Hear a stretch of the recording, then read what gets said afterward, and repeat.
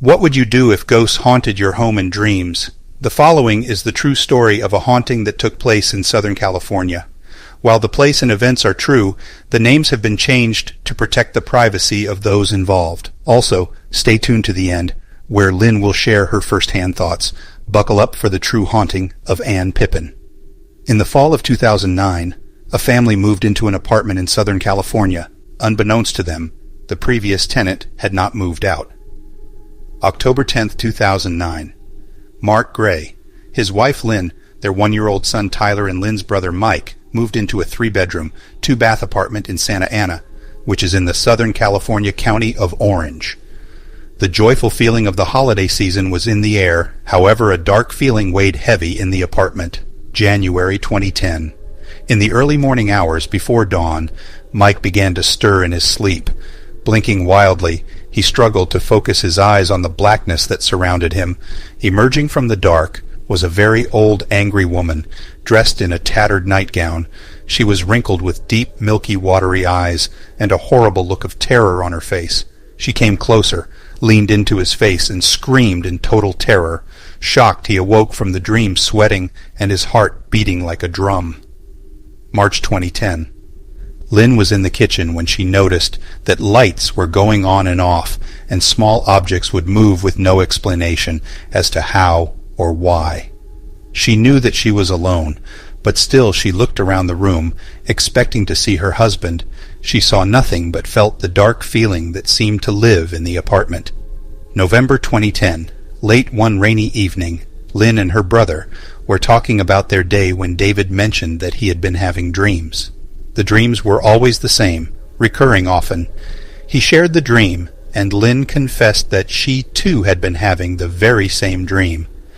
The guest bathroom held a most horrific feeling of being watched, but it didn't end there, because sitting in the tub was far too creepy, like sitting in a coffin of death.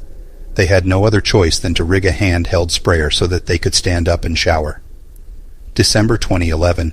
2 years had now passed, and a sense of normalness grew from the flux of living with the unknown, preparing to join the army. David packed his bags and he left in December 2011. Shortly thereafter, Mark's friend Daryl moved into the apartment. Daryl was someone who enjoyed partying far too much, often drinking to excess, being loud, and leaving a wreck in his wake, but he was still a nice guy.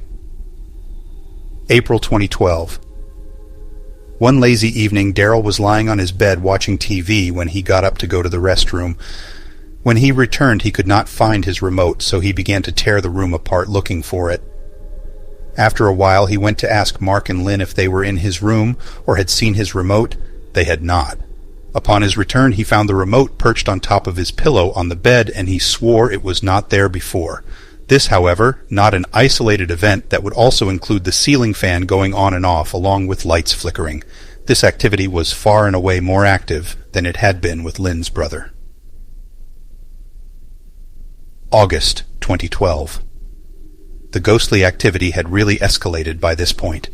Lights in all the rooms would continue to go on and off. Chairs in the kitchen would slide across the floor. Items would move or disappear, and of course the dreams kept coming.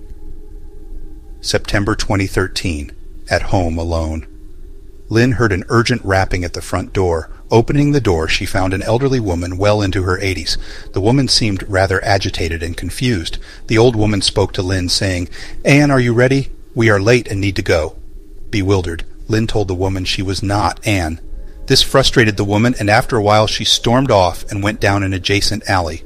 A short while later, a young woman came to the door looking for the old woman. She explained that the woman was her mother and she has dementia, Lynn told her. The woman went down the alley. After hearing the old woman use the name Ann, this made Lynn curious about a possible connection to the apartment. She was able to find an old obituary for a woman named Ann Pippin, and she had lived in the apartment prior to her and her family moving in. Finally, she was able to put a name to the activity, and it all made sense that Ann Pippin was still living with them. She had never moved out or on. For many years thereafter, Ann continued to haunt them, however Lynn was at peace with it. The following is a brief clip from an interview with Lynn. In it, she gives her take away from their haunting experience. My name is Lynn. I lived in a home that had a lot of spiritual activity. Through a lot of looking through things and a little bit of investigating, we found that Ann Pippin had lived there and died in the home.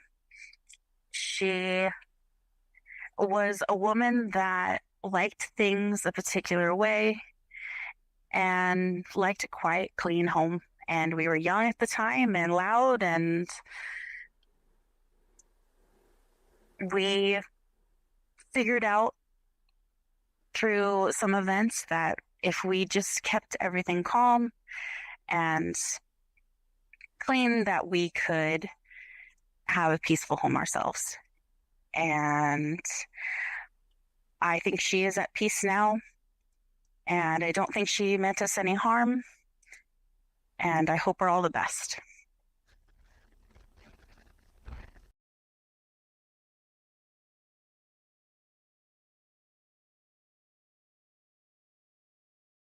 Social media, the internet, and TV tell the tales of people who have come into contact with ghostly spirits and demons, and the other side of life so intrigues us. With all that is sensationalized, we must not forget that for every ghost there was a person who lived and loved. Here we find a woman who is real, and she is beloved and part of society. This episode is dedicated to the life of Ann Pippin. May she finally rest in peace.